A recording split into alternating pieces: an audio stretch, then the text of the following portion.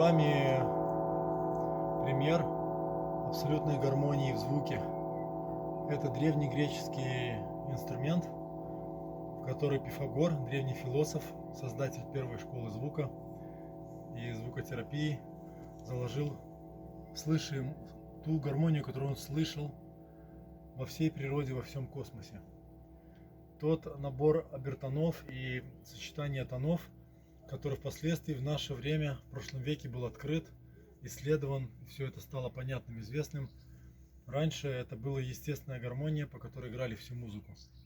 Это абсолютная красота в звуке, и теперь он доступен для того, чтобы он стоял у вас дома, и вы могли каждый вечер подключаться к силе природы, к ритму космоса, к ритму Земли, поскольку этот инструмент, он создает вибрации, приближающие вас максимально близко к этим состояниям, к этим силам космоса, Земли и природы.